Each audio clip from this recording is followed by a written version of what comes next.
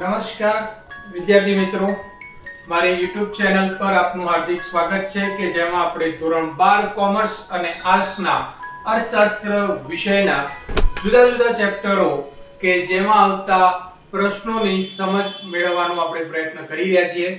તો ચાલો આજે આપણે ચેપ્ટર 3 નો બીજો એક પ્રશ્ન, ચેપ્ટર 3 નું નામ છે નાણું અને ફુગાવો, અને એમાં આપણે બીજો એક પ્રશ્ન સમજી રહ્યા છીએ 5 ગુણની અંદર. ફુગાવો એટલે શું, તેના કારણો, 5 ગુણ.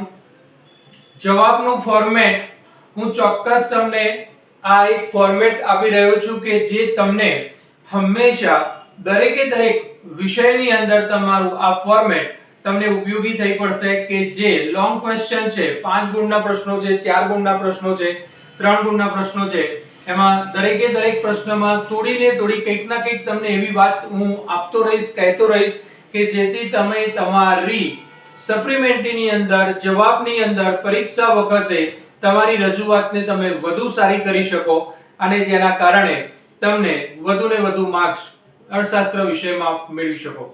તો આજે આપણે સમજી રહ્યા છીએ ફુગાવો એટલે શું, તેના કારણો સમજાવો. તો જવાબમાં ફોર્મેટ છે પ્રસ્તાવના, વ્યાખ્યા, એમાં 3 વ્યાખ્યાઓ લખીશું. તમને ધ્યાન દોરવા માટે કહું તો એપી લર્નર, એસી પીગુ અને ડોક્ટર જેમ કેન્સના મતે આ 3 વ્યાખ્યાઓને આપણે લખીશું. ત્યારબાદ ફુગાવાના 4 લક્ષણો લખીશું અને ત્યારબાદ ફુગાવાના કારણો. એ તમારી સપ્લિમેન્ટરીનો જે ભાગ છે એના સેન્ટર પોઈન્ટમાં એકાદ લાઈન છોડી રેગ્યુલર અક્ષર કરતા થોડા મોટા અક્ષરોથી ફુગાવાના કારણો એવું ટાઇટલ આપવાનું અને ત્યારબાદ રૂટીન અક્ષરોમાં તમે પાછું હાંસિયાની અંદર અથવા નીચે જ લખી શકો છો. પહેલું કારણ માંગમાં વધારો, એના 3 પેટા મુદ્દા સમજાવવાના રહેશે.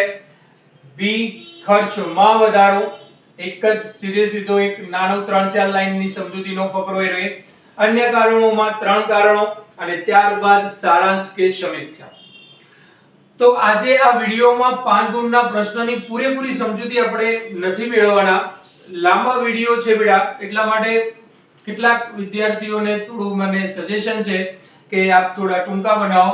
ભલે 2 વિડિયો બનાવવો પડે, પરંતુ અમને થોડી ક્લિયરિટી અને અવાજના સંદર્ભમાં અને તમને અપલોડ કરવામાં ઈઝી પડી જશે. તો એ બાબતને ધ્યાનમાં રાખીને આજે આ પ્રશ્નના જવાબના વિડિયો માટે આપણે 2 બનાવવાના છીએ. આ ભાગ 1 ની અંદર જવાબમાં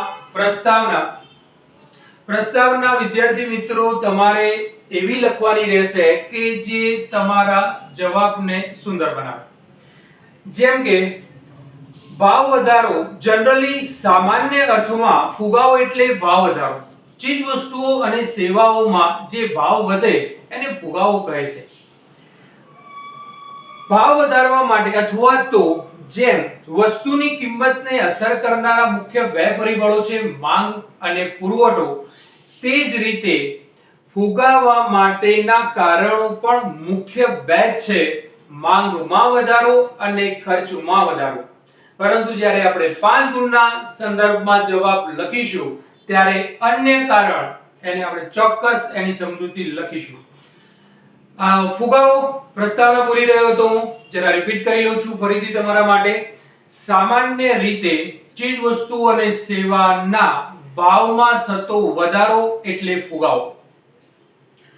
કિંમતને અસર કરનારા જે મુખ્ય 2 પરિબળો છે માંગ અને પુરવઠો, તે જ રીતે ભાવ ફુગાવાને અસર કરનારા પણ મુખ્ય 2 જ પરિબળો છે માંગ અને પુરવઠો, એટલે કે માંગમાં થતો વધારો અને પુરવઠા ખર્ચમાં થતો વધારો. એટલે પુરવઠાના સંદર્ભમાં, ઉત્પાદકોના સંદર્ભમાં આપણે લખીશું ખર્ચમાં થતો વધારો અને છતાં સમજૂતીમાં આપણે એ કહીશું. ત્યાર પછી તમે પ્રસ્તાવનામાં લખી શકો છો કે ફુગાવો એક નાણાકીય ઘટના છે અને આર્થિક સમસ્યા છે. પરંતુ અર્થશાસ્ત્રની અંદર ફુગાવાના અર્થને સ્પષ્ટ સમજાવવા આપણને કેટલીક વ્યાખ્યાઓ આપી છે. તે વ્યાખ્યાઓની સમજૂતી આપણે નીચે મુજબ મેળવીશું.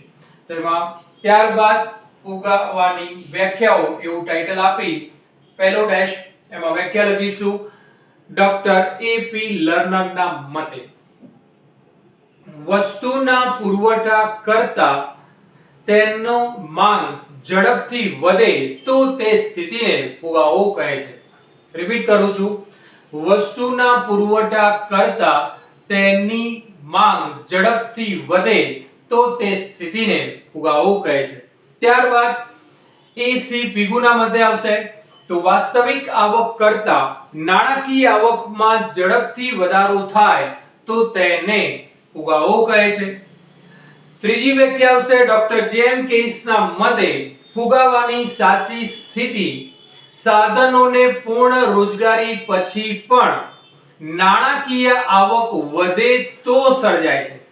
રિપીટ કરું છું ડોક્ટર જેમ કેસની વ્યાખ્યાને. ડોક્ટર જેમ કેસના મતે ફુગાવાની સાચી સ્થિતિ સાધનોને પૂર્ણ રોજગારી મળ્યા પછી નાણાકીય આવક વધે તો સર્જાય છે. ત્યારબાદ એના આપણે લક્ષણો એટલે ટાઇટલ આપીશું ફુગાવાના લક્ષણો. જેમાં પહેલું લક્ષણ ભાવ સપાટીમાં સતત વધારો થાય છે. બીજું અર્થતંત્રની અંદર બધા જ ક્ષેત્રોમાં ભાવ વધે છે. બધા જ એટલે કૃષિ, ઉદ્યોગ અને સેવા એવા ત્રણ ક્ષેત્રોની અંદર ભાવ વધશે. ત્રીજું ફુગાવાને કારણે નાણાંના મૂલ્યમાં ખરીદ શક્તિમાં ઘટાડો થાય છે. અને ચોથું પૂર્ણ રોજગારીની સ્થિતિ પછી પણ વધતી ભાવ સપાટી એ ફુગાવો છે. આ રીતે આપણે પ્રસ્તાવના 3 વ્યાખ્યાઓ લક્ષણોને લખી અને પછી મોટા અક્ષરે આપણે ટાઇટલ આપીશું કે ફુગાવાના કારણોમાં માંગમાં થતો વધારો, ખર્ચમાં વધારો અને અન્ય કારણો. આ ત્રણે ત્રણ અને ત્યારબાદ પ્રશ્નની સારાંશ કે સમીક્ષા લખવી જરૂરી. આવશ્યક લખો તો સારું, તમને એ વધુ માર્ક્સ અપાવી શકે છે.